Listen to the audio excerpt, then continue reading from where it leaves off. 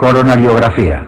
Los criterios para realizar una coronariografía precoz tras un SCA-SAST se refieren en este esquema, de forma que si el paciente cumple criterios de un mal pronóstico, se opta por un manejo agresivo que incluye la coronariografía preferente en las primeras 24 o 48 horas.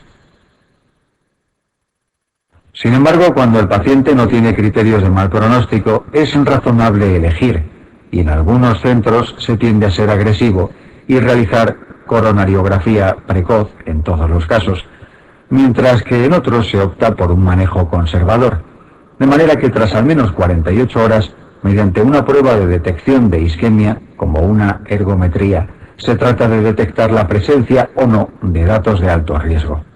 En caso de que no existan, se mantiene el tratamiento médico y el paciente podría ser dado de alta. Pero en caso de que sí existan, habría que realizar coronariografía. Bien es verdad que si hemos optado por el manejo conservador, pero el paciente sufre una recidiva de la isquemia, la angina se hace intratable o aparece insuficiencia cardíaca o disfunción ventricular, nos obligaría a cambiar a la rama del tratamiento agresivo.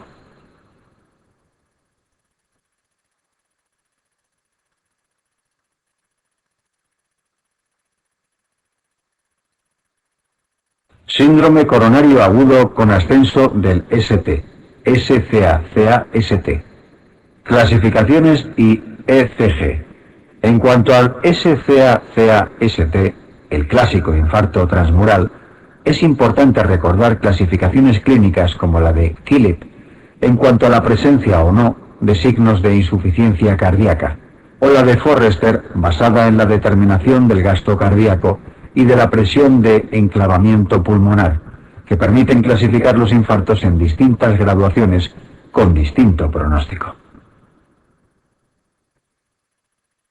El electrocardiograma típico del infarto sufre una evolución clásica en las derivaciones que exploran el área infartada, tal que en la que en los primeros minutos se aprecian las ondas T picudas, después las T se negativizan, aparece descenso de ST que dura también solo unos minutos y finalmente se produce el ascenso del ST.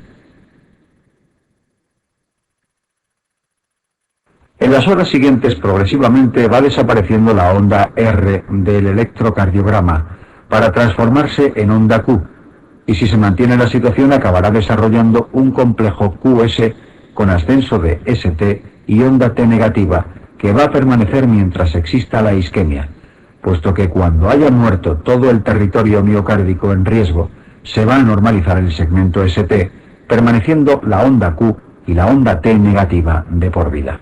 No obstante, el desarrollo de una complicación denominada aneurisma ventricular puede producir que el segmento ST permanezca elevado tras el infarto, igual que ocurre si existe isquemia residual o se desarrolla una pericarditis metainfarto.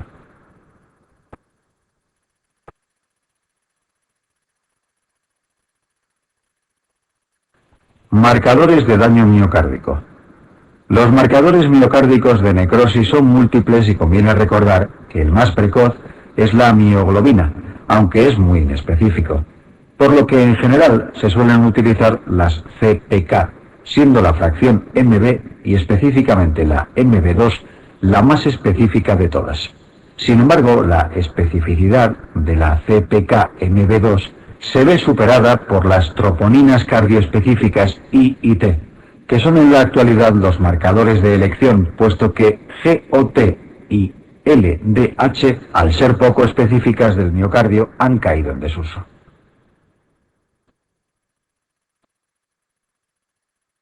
La principal diferencia entre la troponina y la CPK es que la CPK suele normalizarse sobre las 72 horas post-infarto, mientras que las troponinas suelen mantenerse elevadas durante más de una semana o incluso dos.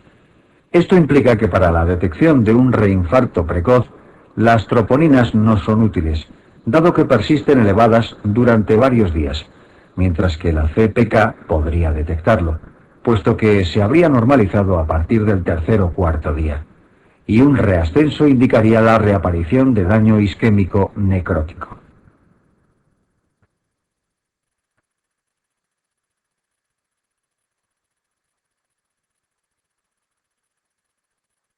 Tratamiento agudo. El tratamiento del SCA-CAST tiene como objetivo primordial conseguir la reperfusión urgente del vaso responsable del cuadro. Además, se realizan medidas generales como la monitorización electrocardiográfica continua, oxígeno, el reposo en cama, la antiagregación con aspirina o clopidogrel, recordando que si se realiza una angioplastia y se coloca un stent es necesario mantenerlos juntos un mes si el stent es convencional, más de 6 meses si el stent es farmacoactivo. El empleo de abciximab anti-2B3A estará indicado cuando se realice una angioplastia primaria, con efectos beneficiosos en cuanto al riesgo de recidiva de la isquemia, aunque no tiene beneficios sobre la mortalidad demostrados. La anticoagulación con heparina no fraccionada o heparina de bajo peso molecular, enoxaparina, va a estar indicada siempre, salvo que utilicemos como fibrinolítico uno de los fármacos antiguos, poco selectivos por la fibrina, como la estreptoquinasa, la uroquinasa o el APSAC. Si empleamos un fibrinolítico de los modernos, de los más selectivos por la fibrina como el TPA, RTPA o TNK, sí que es obligatoria.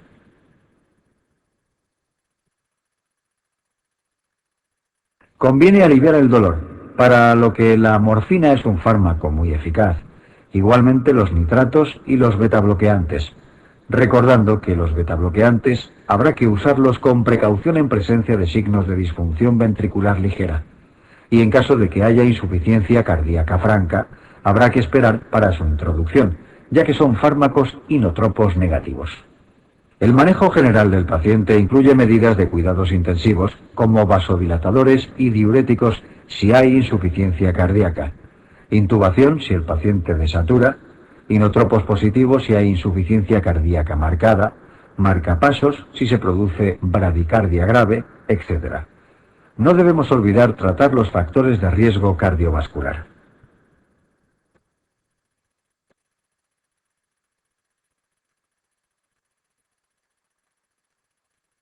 Terapia de reperfusión urgente. La terapia de reperfusión hay que plantearla solo cuando haya ascenso persistente del ST, pero existen dos excepciones.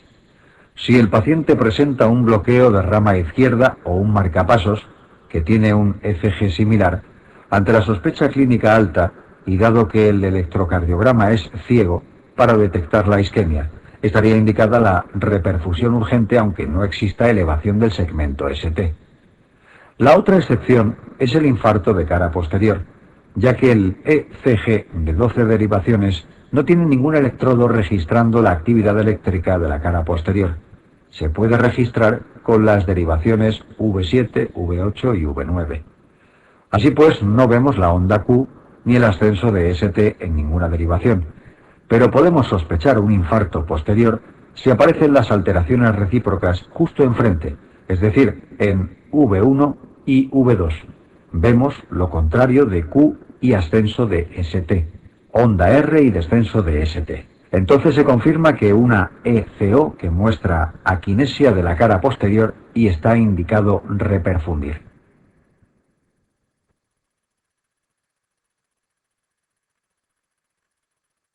La reperfusión hay que realizarla cuanto antes mejor, en las primeras 12 horas, que se consideran el límite. A partir de entonces, probablemente todo el territorio miocárdico se habrá perdido de forma irreversible. En algunos casos en que persisten signos de isquemia, dolor persistente o ascenso de ST persistente, se puede considerar la reperfusión más allá de las 12 horas, preferiblemente con angioplastia. Aunque globalmente la ACTP parece superior, se decide por fibrinolisis o ACTP primaria en función de la situación del paciente y las características del centro. Pero en general, el paciente que presenta shock cardiogénico necesita angioplastia mejor que fibrinolisis, y si el infarto es anterolateral extenso y o se acompaña de edema agudo de pulmón, también se tiende a hacer preferible la angioplastia, sobre todo en personas jóvenes.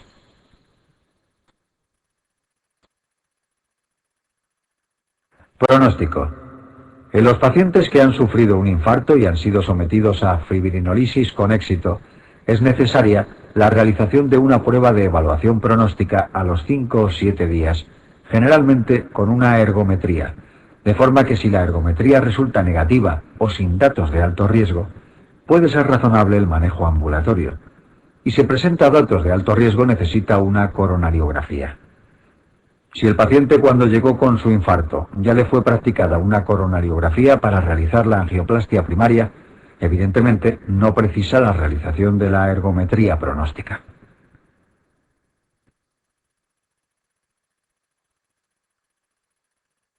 Los tratamientos que serán obligados en el paciente a largo plazo por mejorar su supervivencia van a ser la aspirina, los IECA, que mejoran el remodelado del ventrículo y el proceso de cicatrización posterior, los betabloqueantes, que mejoran la supervivencia en pacientes que han sufrido un infarto, las estatinas, con o sin colesterol elevado, por sus efectos pleiotrópicos más allá de la mera disminución en los niveles de LDL colesterol, el empleo de un desfibrilador cuando esté indicado, nunca antes de 40 días, y recientemente la eplerenona, a dosis bajas, que es un inhibidor de la aldosterona similar a la espironolactona, con un menor riesgo de ginecomastia dolorosa por poca especificidad sobre el receptor androgénico, que ha demostrado mejorar la supervivencia en pacientes que sufran un infarto de miocardio con disfunción ventricular. Es recomendable estimar la fracción de eyección en todos los pacientes por su gran influencia pronóstica.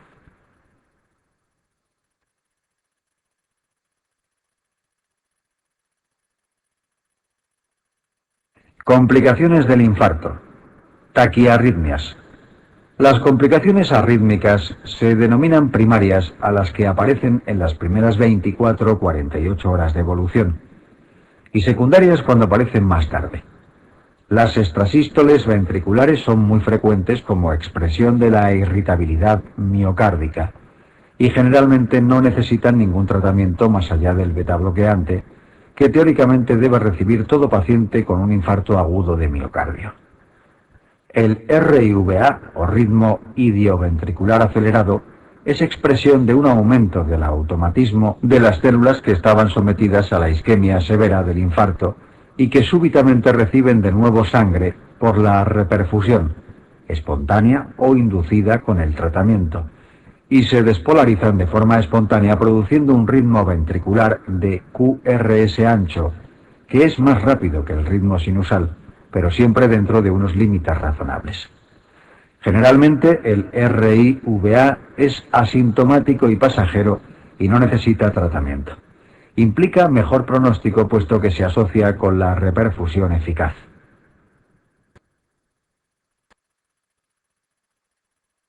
La taquicardia ventricular monomorfa sostenida es excepcional en la fase aguda, dado que aún no se ha formado la cicatriz que es precisa para asentar el sustrato de reentrada de la taquicardia, y sin embargo, en la fase crónica sí que es frecuente, especialmente en pacientes con disfunción ventricular. Las torsadas de puntas por prolongación del QT isquémica ocurren ocasionalmente. La fibrilación ventricular primaria es la causa más frecuente de muerte en el infarto antes de llegar al hospital, puesto que dentro del hospital, dada la facilidad de acceso para la desfibrilación, la causa más frecuente de muerte en el infarto es el shock cardiogénico.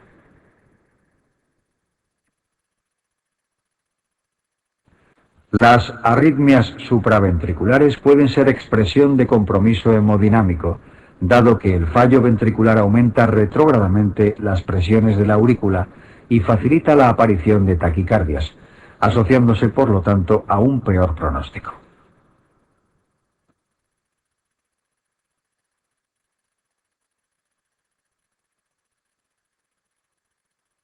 Bradiarritmias. En los bloqueos AV que aparecen en el seno de un infarto hay que considerar una diferencia importante en función del tipo de infarto, tal que los que afectan a la cara inferior del corazón suelen asociar una gran hipertonía vagal y por lo tanto se asocian a bloqueos supraisianos que responden a atropina. Tienen QRS estrecho en el ritmo de escape y buen pronóstico. mientras que los infartos que afectan a la cara anterior o anterolateral, con una gran extensión del área infartada, se caracterizan por ser bloqueos infraisianos y por tanto presentar un escape lento, con QRS ancho más frágil y con mal pronóstico, con necesidad de implante de marcapasos definitivo prácticamente en todos los casos.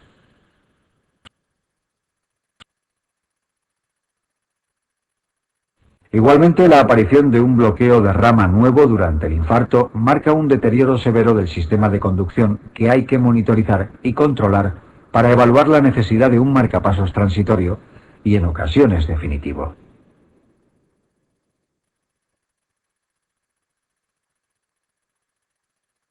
Disfunción ventricular, pericarditis y embolias.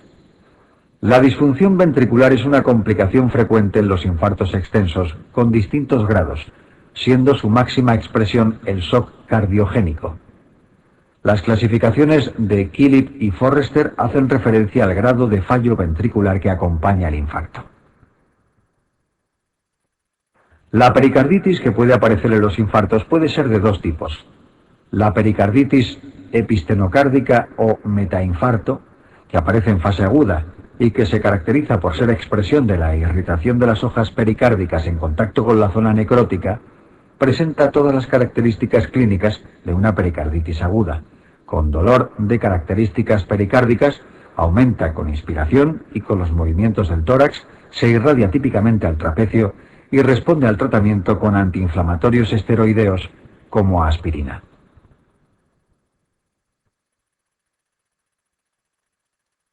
El síndrome de Dressler, sin embargo, es una pericarditis de origen autoinmune que se caracteriza por aparecer semanas o incluso meses después del infarto o de una cirugía cardíaca, y que se acompaña de pleuritis y de otros síntomas de carácter autoinmune, como fiebre, artralgias, elevación de la velocidad de sedimentación, etc. El síndrome de Dressler también se trata con antiinflamatorios no esteroideos. El empleo de esteroides ha de ser evitado en la medida de lo posible, puesto que facilita la recidiva del cuadro. Cuando la pericarditis se hace recidivante, una opción para tratar de evitarlo es la colchicina.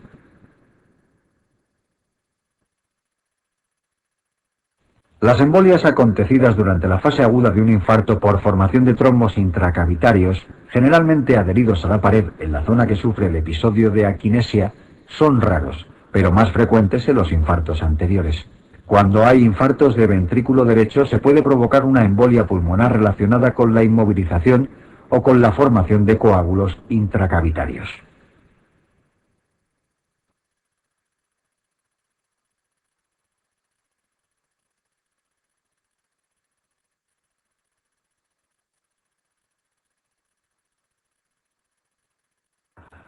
Roturas de pared ventricular. La rotura cardíaca, complicación mecánica más letal, acontece típicamente en mujeres hipertensas, ancianas, durante su primer infarto, sin circulación colateral por isquemia crónica que permite evitar una necrosis intensa de la zona.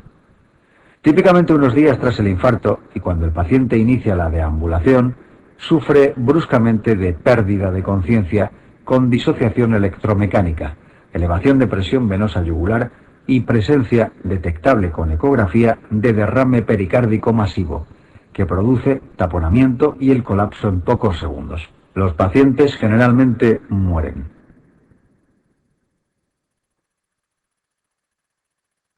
Algunos tienen la suerte de que un trombo ocluye la salida de sangre e impide un taponamiento masivo, desarrollando un pseudoaneurisma, rotura contenida con trombo. La periocardiocéntesis evacuadora, las maniobras de reanimación cardiopulmonar, los líquidos intravenosos y la cirugía urgente para reparar el defecto mediante la aposición de un parche de pericardio sintético en la zona de la rotura conforman el tratamiento. El pseudoaneurisma es una rotura incompleta que no alcanza al epicardio.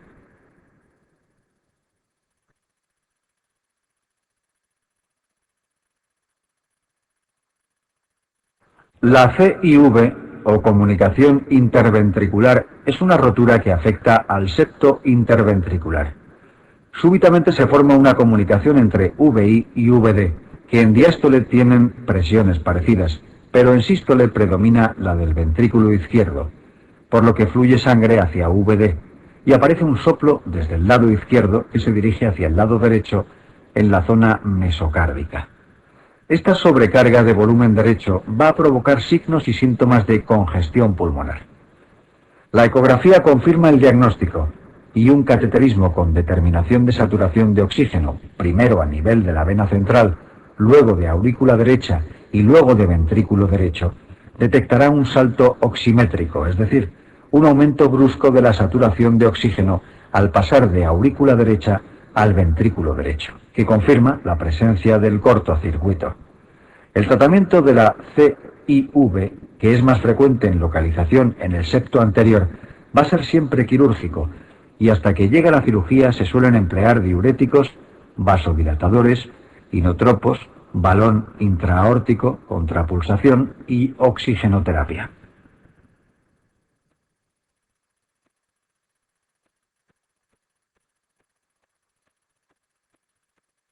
Rotura de músculo papilar. La rotura del músculo papilar no es más que una rotura miocárdica que afecta a la base de implantación de uno de estos músculos. Como consecuencia quedarán descolgadas las cuerdas tendinosas de uno o ambos velos mitrales, produciéndose una insuficiencia mitral aguda grave. Generalmente aparecen en infartos pequeños de la cara inferior, de la coronaria derecha, puesto que el papilar posterior solo recibe irrigación desde esta arteria, mientras que la anterior recibe desde la descendente anterior y la circunfleja, y es más difícil que sufra un daño tan intenso como para producir su rotura. Clínicamente se presenta como una insuficiencia mitral aguda grave, con todas las características exploratorias típicas y con un cuadro de edema agudo de pulmón que se tratará de forma aguda mediante diuréticos, vasodilatadores, inotropos, intubación y medidas de soporte vital hasta llegar al quirófano, donde se tratará de reparar el músculo papilar roto y, en caso de no ser posible, de sustituir la válvula por una prótesis.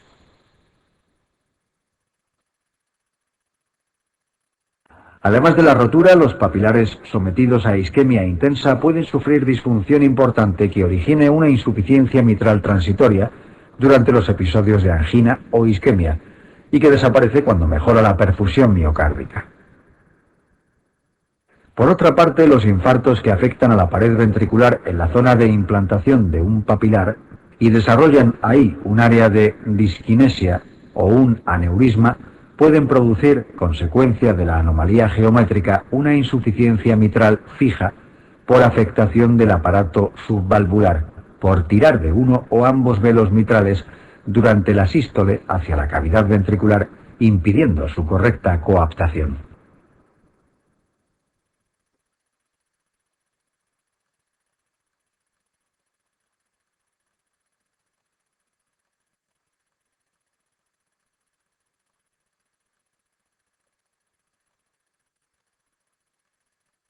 Aneurisma verdadero. El aneurisma ventricular se caracteriza por la sustitución del tejido por fibrosis que va a producir un abombamiento del músculo durante la sístole. De manera que estos aneurismas, al ser tejido fibrosado, es excepcional que se rompan. El aneurisma produce un ascenso persistente del ST en la zona afectada, expresión del acercamiento hacia la pared torácica de la pared miocárdica por abombarse en sístole la región afectada.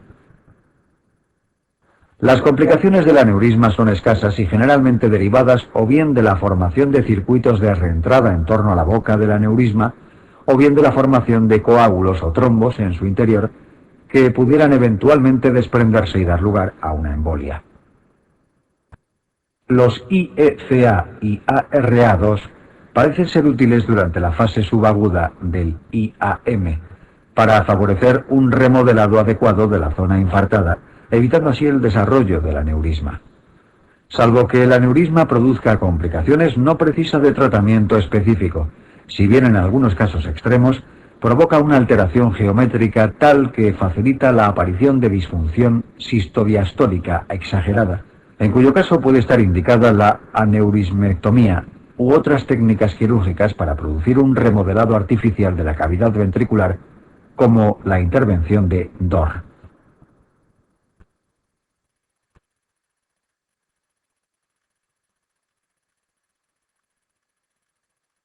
Infarto de ventrículo derecho. El infarto del ventrículo derecho aislado es excepcional.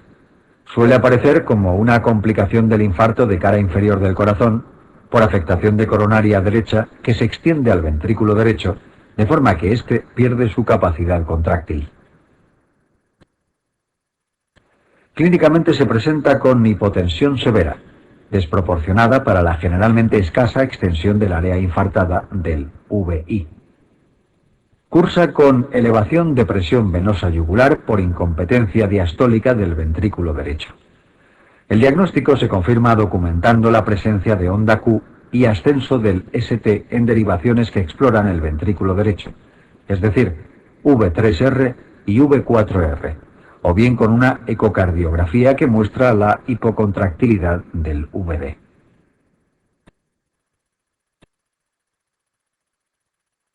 En su tratamiento deben emplearse fármacos inotrópicos positivos y líquido intravenoso a dosis alta, evitar diuréticos, para intentar mejorar en la medida de lo posible la precarga y así evitar la hipotensión severa. A largo plazo, con frecuencia existe una recuperación funcional del ventrículo derecho llamativa. Además del infarto de ventrículo derecho, pueden originar hipotensión grave en el seno de un infarto inferior, que generalmente provoca un daño relativamente pequeño en extensión en el músculo del VI y por tanto es poco frecuente que provoque hipotensión por fallo de bomba primario, salvo que también presente enfermedad aguda o crónica en la cara anterolateral, la rotura cardíaca o la bradicardia importante secundaria a la hipertonía vagal.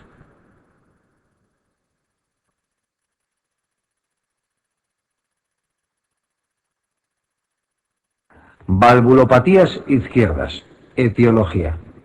Generalidades. En cuanto a la etiología de las valvulopatías izquierdas, en la tabla se representa la causa más frecuente para las 4 valvulopatías aisladas. De forma que globalmente en la actualidad, en el mundo occidental, la más frecuente es la estenosis aórtica degenerativa del anciano. Excluyendo esta, la causa más frecuente es la fiebre reumática, si bien esta enfermedad, al estar en retroceso en los países desarrollados, cada vez va suponiendo un menor porcentaje del total de las valvulopatías. Por otra parte, en cuanto a definir la incidencia de la causa de cada valvulopatía, es importante considerar a raíz de qué datos se obtienen dichos porcentajes. De forma que las series quirúrgicas, que son las que habitualmente se refieren en este sentido, tienen datos ligeramente diferentes de las series ecográficas en las que se detectan valvulopatías incipientes o leves, que en general no son subsidiarias de un tratamiento quirúrgico.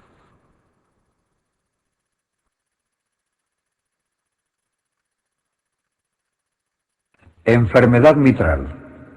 Podemos decir en cuanto a la estenosis mitral que la causa más frecuente es la fiebre reumática, con pequeñas excepciones como el síndrome de Luttenbacher congénito, que asocia estenosis mitral y comunicación interauricular, o el mixoma auricular izquierdo.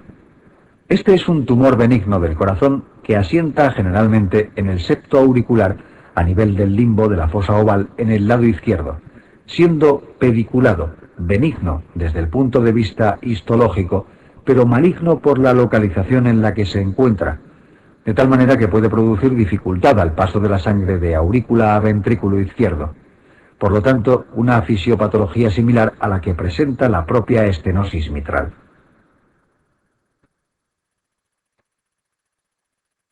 En cuanto a la insuficiencia mitral, la causa más frecuente también es de origen reumático, generalmente asociada a estenosis mitral en mayor o menor medida, es decir, doble lesión mitral con estenosis e insuficiencia. Si nos centramos en la insuficiencia mitral aislada en ausencia de estenosis asociada, la causa más frecuente sería el prolapso valvular mitral o síndrome de Barlow, aunque otras etiologías como la isquemia miocárdica, bien por disfunción isquémica de un músculo papilar, bien por rotura del mismo durante la fase aguda de un infarto, o bien por alteración en la geometría ventricular en el punto de inserción de uno de los músculos papilares, va cobrando cada vez mayor relevancia epidemiológica. Además, cualquier miocardiopatía dilatada, primaria o secundaria, va a producir una dilatación del anillo mitral que con frecuencia genera insuficiencia asociada.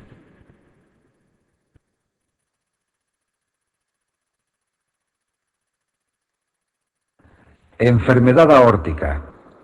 La etiología de la estenosis aórtica depende del punto de obstrucción.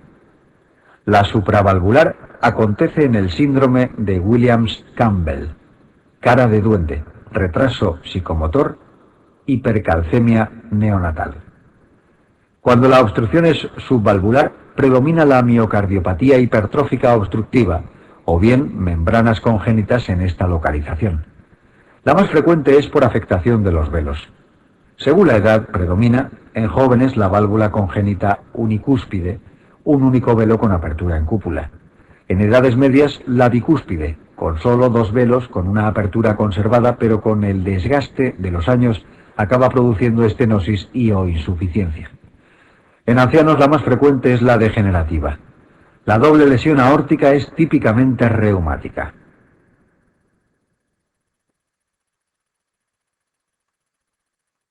En la etiología de la insuficiencia aórtica hay que considerar el lugar en que se localiza el fallo que la causa, a nivel del anillo en el que se insertan los velos o en los propios velos.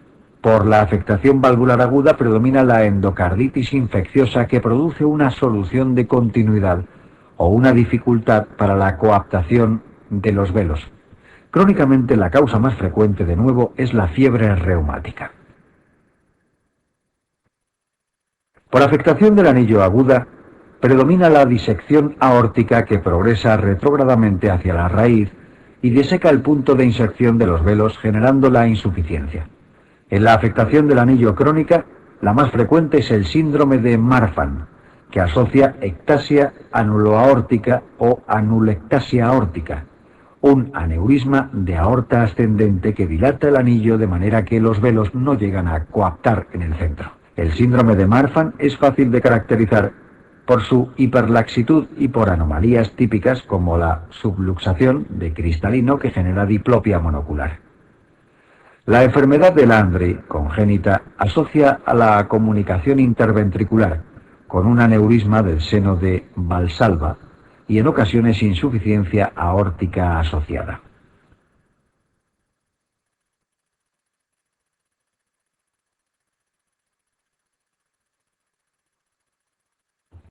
Valvulopatías izquierdas.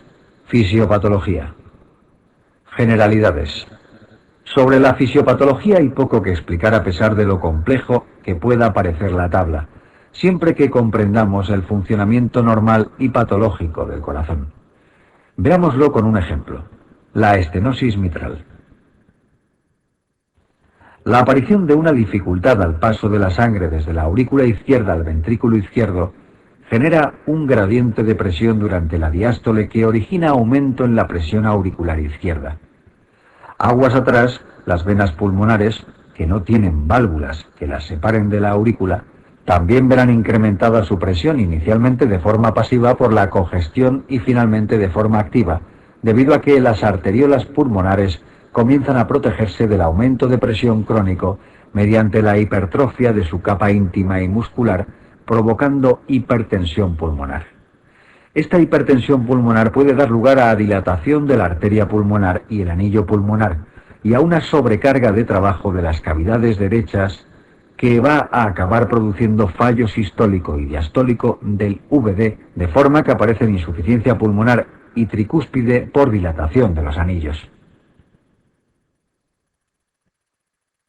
La elevación de las presiones en las cámaras derechas, que aguas atrás se transmiten a las venas cavas, producen síntomas de congestión sistémica como edemas en miembros inferiores o hepatomegalia dolorosa.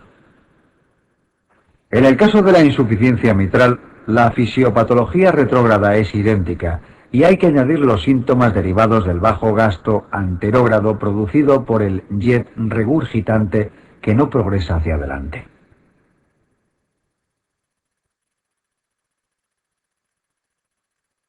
Aspectos particulares. Como curiosidades, en la estenosis mitral conviene recordar que todo lo que aumente la frecuencia cardíaca va a provocar una disminución en el tiempo diastólico, por lo tanto, el paciente empeorará. Igualmente, la pérdida de la contribución auricular por caída en fibrilación auricular persistente o permanente va a provocar un empeoramiento clínico del paciente. En la insuficiencia, como detalles a destacar, cuando es aguda predominan los signos de congestión retrógrada, de edema agudo de pulmón, mientras que cuando es crónica predominan los datos de fallo ventricular izquierdo anterógrado, es decir, cansancio, fatigabilidad, etc.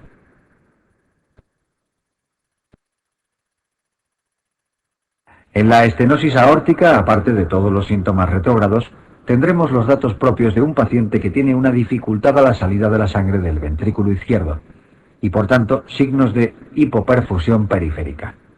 Es muy frecuente que tengan una gran hipertrofia ventricular izquierda que genera disfunción diastólica por el aumento de trabajo provocado por la elevada poscarga a la que están sometidos estos ventrículos y que origina fácilmente isquemia miocárdica, incluso arritmias ventriculares asociadas a la estenosis aórtica.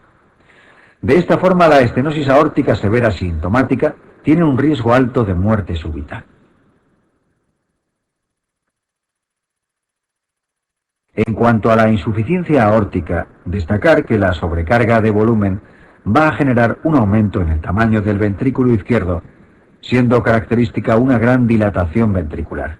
Y de nuevo se sumarán los síntomas de bajo gasto anterógrado con los síntomas de congestión retrógrada.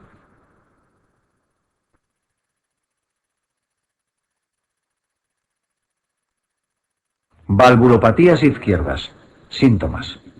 Generalidades. Los síntomas de las valvulopatías son muy sencillos de recordar, puesto que consisten básicamente en disnea progresiva, como vemos, tanto para estenosis mitral, insuficiencia mitral e insuficiencia aórtica. En la estenosis aórtica los síntomas aparecen en el orden en que se muestran en la tabla. Inicialmente angina, que se asocia a un pronóstico vital medio de 5 años. Seguido de síncope provocado por el esfuerzo con un pronóstico de 3 años. Y finalmente la disnea por congestión retrógrada, con una supervivencia media de entre 1 y 2 años. Incluso si se mantiene la situación, aguas atrás, en la estenosis aórtica podía acabar produciéndose signos de fallo derecho que generan un pronóstico muy malo, de tan solo unos meses.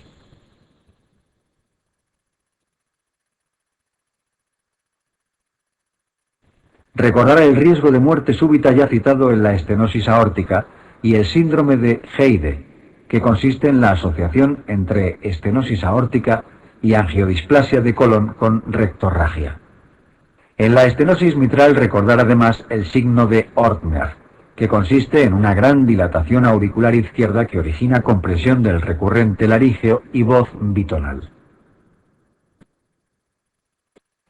En la insuficiencia aórtica en ocasiones puede aparecer dolor torácico atípico por el choque violento que se genera en el ventrículo durante el ciclo cardíaco contra la pared torácica.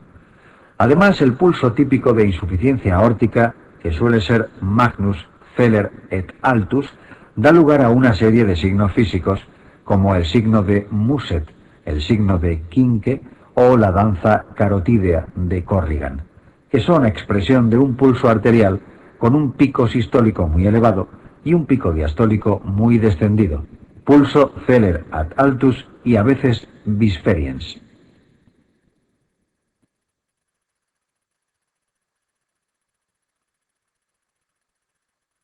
Valvulopatías izquierdas.